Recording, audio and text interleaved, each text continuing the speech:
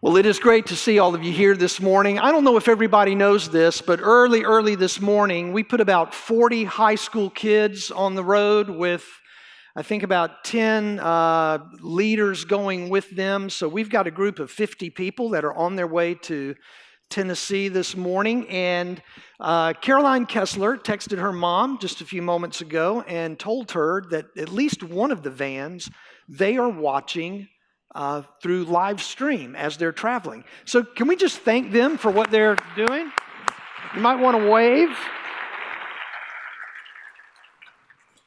We are in a series of messages now on the 23rd Psalm. We're a couple of weeks into it. And one of the things that we're doing with our kids is we're asking them to memorize Psalm 23.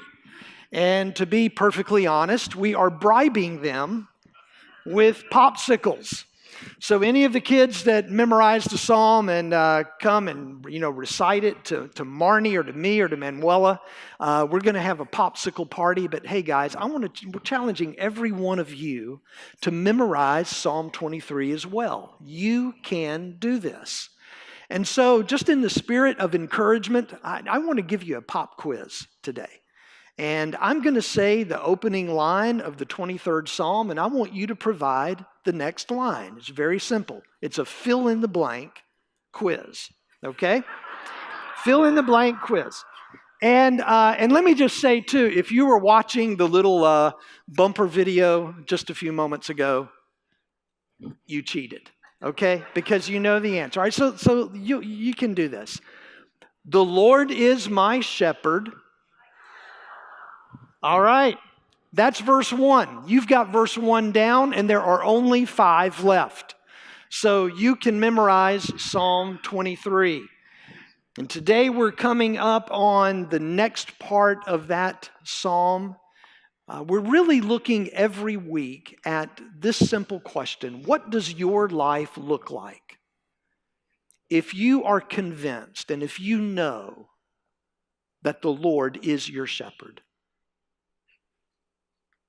When you know that that's true, what does your life look like? And one of the reasons I encourage you to commit this to memory, not just memory, the way you'd cram for a test, but I love that phrase, to learn something by heart. Because whatever you learn by heart is going to show up in the rest of your life. Whatever you learn by heart will make its way into your words. It'll make its way into your thoughts. It'll make its way into the place where you work. It'll make its way into your home. And every week, what we're doing is we're simply going line by line, and we're talking about the Psalm 23 life. What does your life look like when you know that the Lord is your shepherd? Because many of us, we've heard this for years. But the truth is, we don't really live as if we're convinced, as if we are absolutely certain that the Lord is our shepherd. Dallas Willard says it like this. He said, the words of the 23rd Psalm are among those that people profess to believe. And many can recite the 23rd Psalm from memory, including people who don't believe much of anything about God. Some have learned the psalm purely as poetic literature, but far too few have experienced in their own lives the vivid reality. That's a key phrase to me. The vivid reality described by the psalmist. So last week, we've done one verse in our series. Last week we learned that when the Lord is your shepherd, you shall not be in want. You will not. And I keep falling back into that old-timey King James language because that's the way I learned the 23rd Psalm. But it's simply a way of saying that when the Lord is your shepherd, you have everything you need. You will not be anxiously wanting and wondering You have what you need. And today we're going to come to a different aspect now of this Psalm 23 life. And so I want to get you, if you will, to just read with me. We're not going to recite this, but why don't you just read with me from Psalm 23. Let's start at the beginning and work our way now up to verse 3. The Lord is my shepherd, I shall not want. He makes me lie down in green pastures. He leads me beside still waters.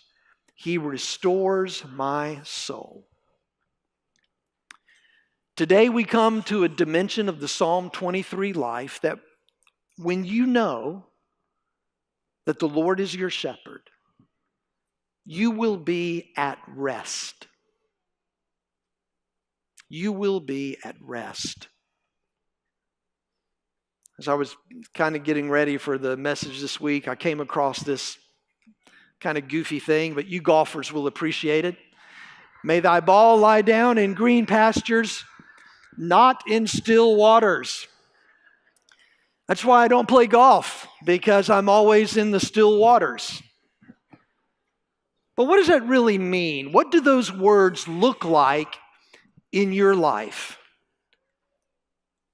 He makes it possible for you to rest, to lie down in green pastures. He takes you beside still waters, and He restores your soul.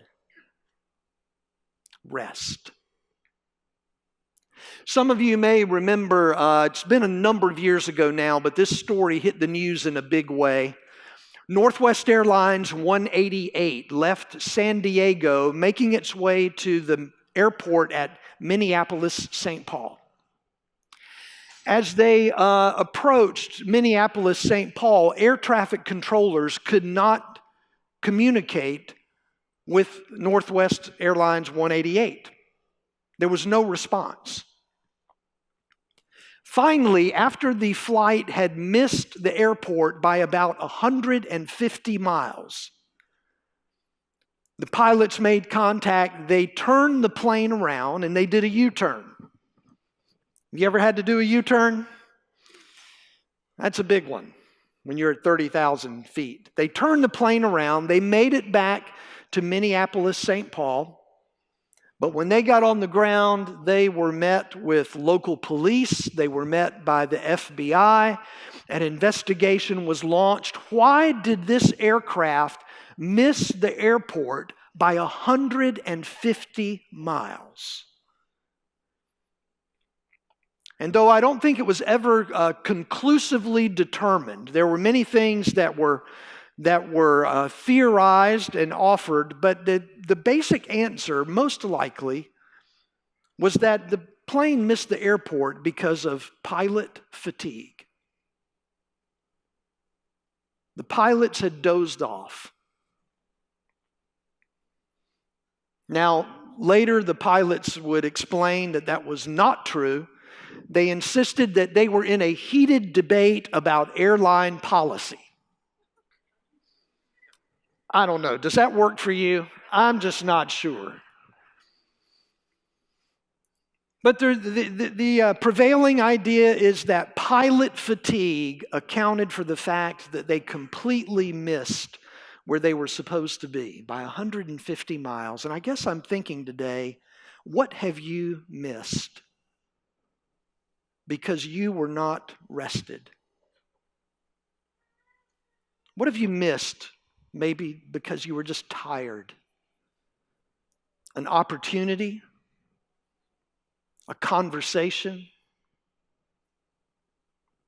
A moment to be a good neighbor? Maybe to pay attention to someone else around you? What have you missed by not being rested?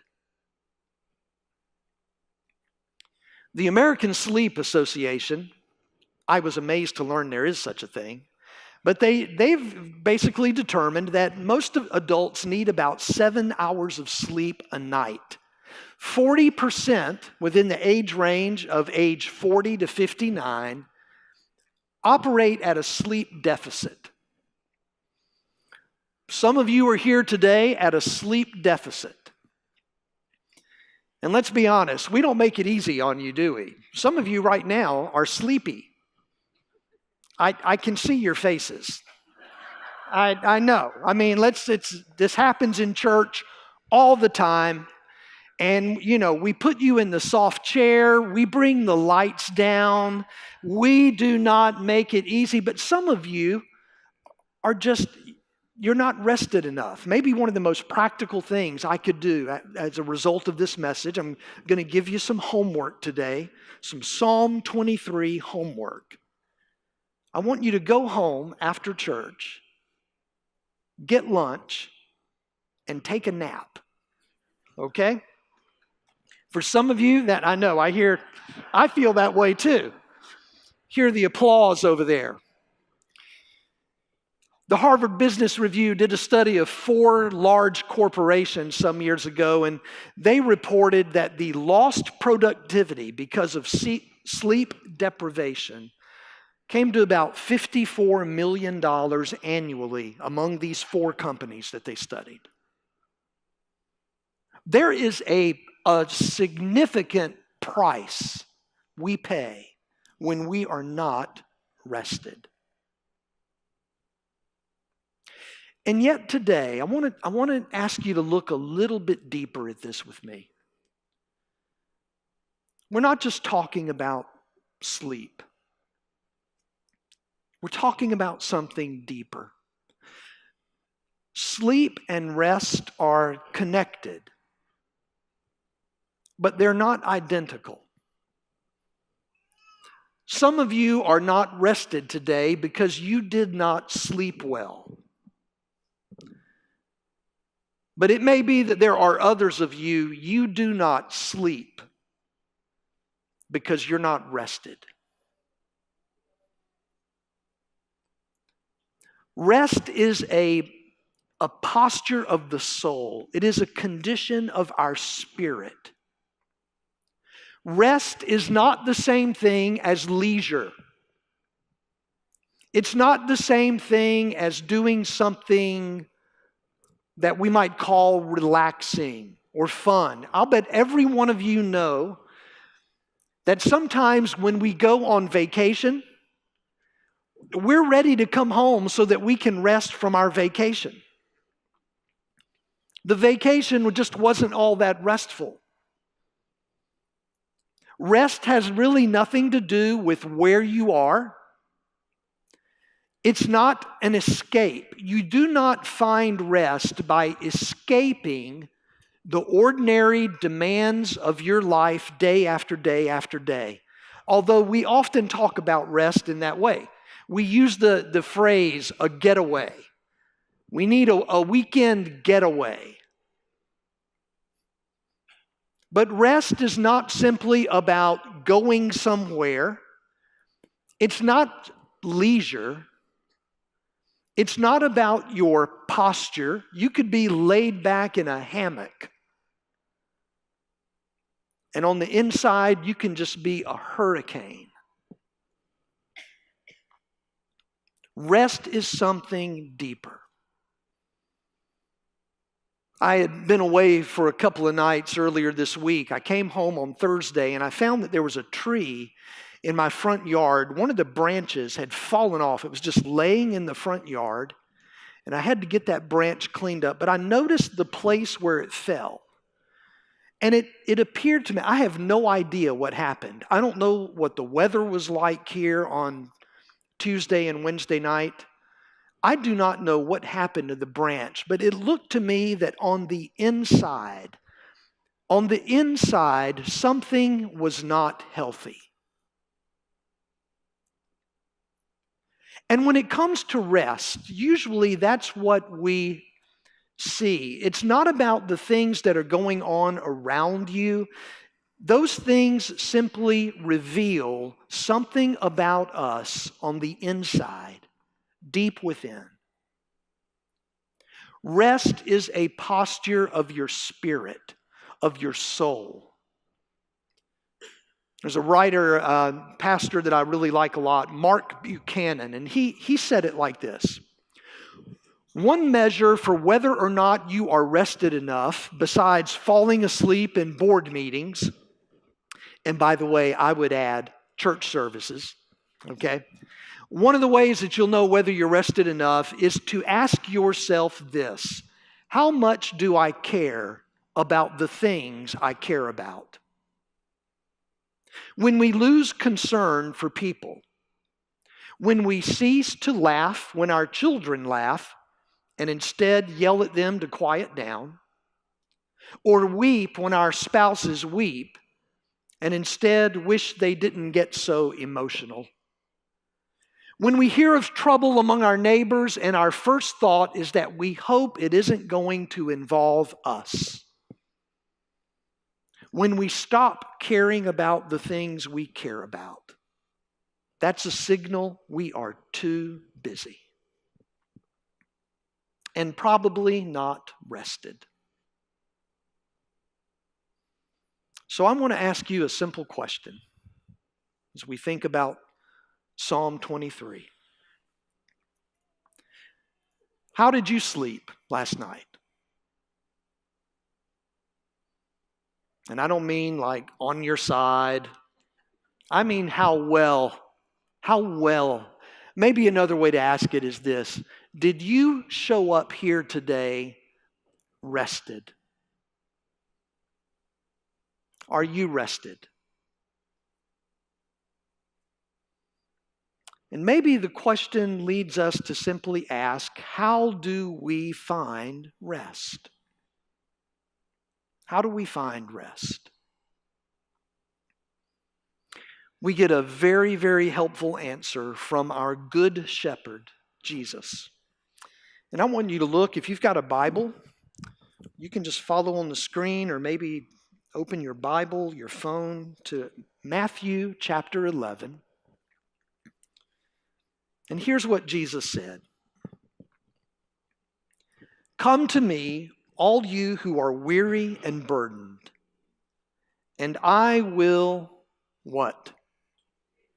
Give you rest.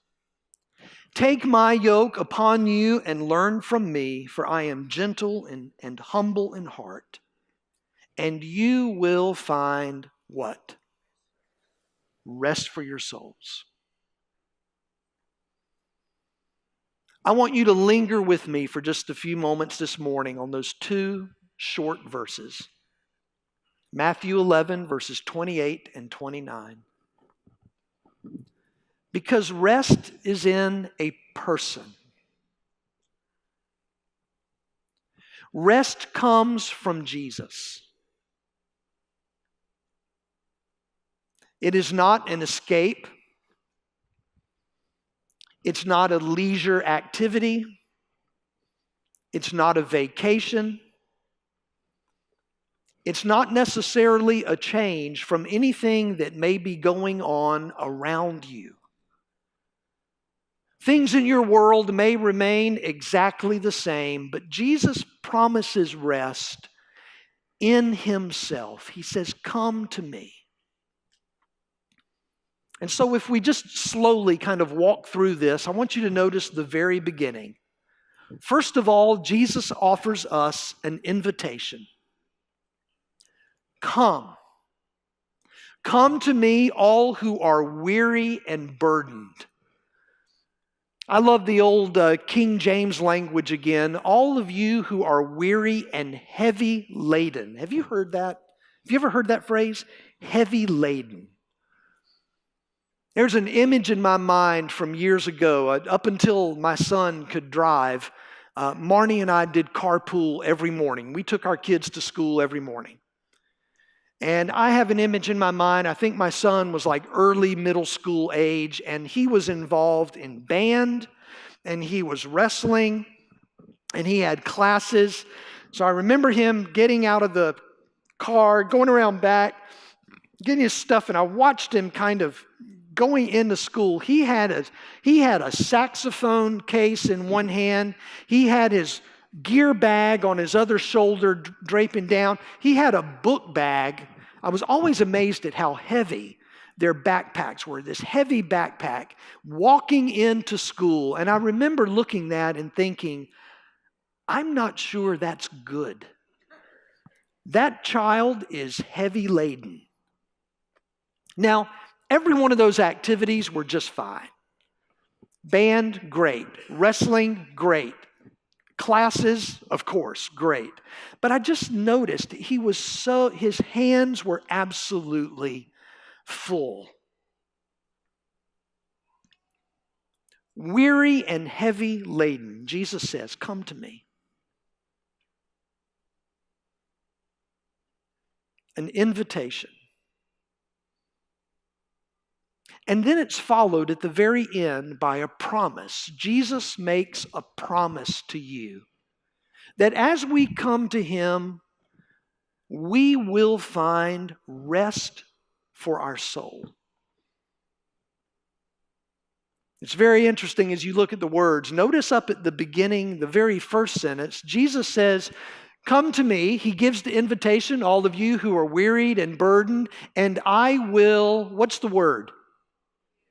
Give. I will give you rest. And then we get to the end of the verse, and Jesus tells us that we will what? Find rest. Both of those things are true. Rest is a gift that God gives, and it is something that we seek.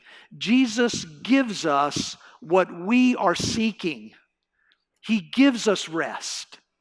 He promises that when we seek it, we will find it when we come to Him. And that just leaves us then asking, then how do we do that? And that language is right in the middle of the verse. There are two things. Jesus says, take my yoke upon you and learn from me. We take the yoke and we learn. Now, folks, this is a yoke. Doesn't have anything to do with eggs, okay? A yoke is a harness. It's a harness that would be placed over the shoulders of two, whatever those happen to be,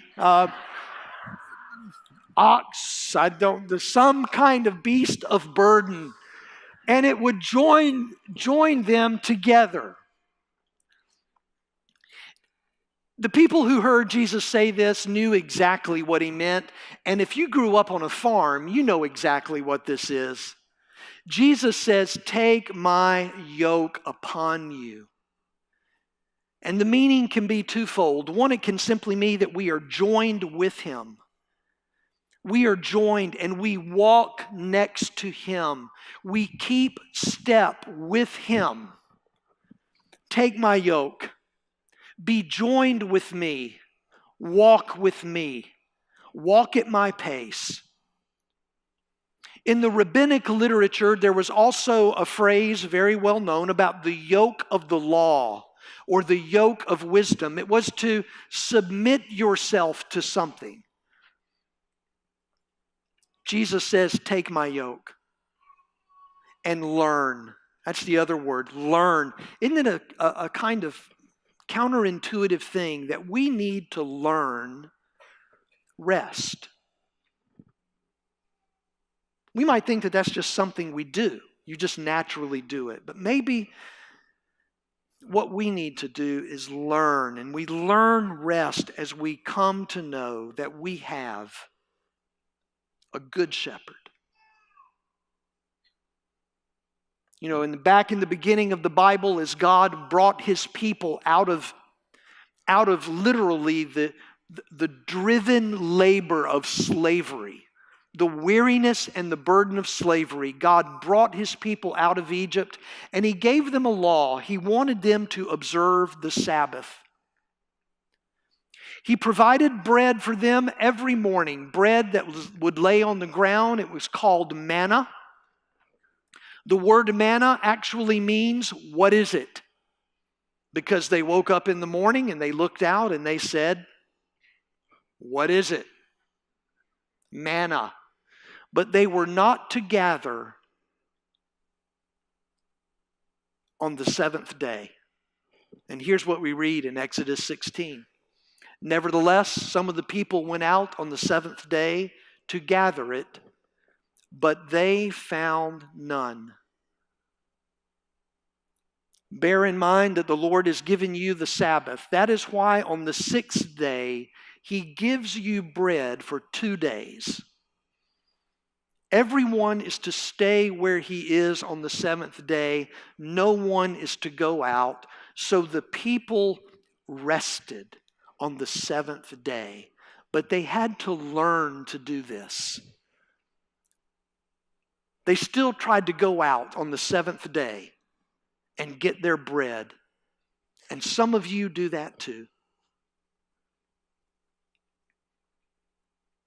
We learn rest as we take the yoke, as we join ourselves to Jesus, as we walk with Him. He promises to give us rest. So the summary of all that is very simple. An invitation is offered, a promise is made, and a response is called for. And today, I simply want you to hear the invitation. I want you to know that the promise is for you. And the question is, how will you respond?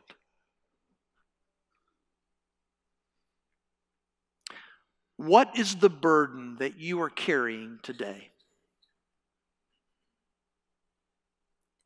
Is there anything that you're carrying in your life, your hands are full, and it keeps you awake at night? You don't sleep because you're not rested. That posture of your soul. What is the burden that you carry? Rest is not found as you escape or get away, but as you draw near. And today, Jesus invites you to come. Some of you need to come back. Some of you just need to come to Jesus to begin with. The invitation is yours. The promise is certain. You will find rest. But it calls for a response. Come to Him, and you will find rest. Thanks be to God. Let's pray together.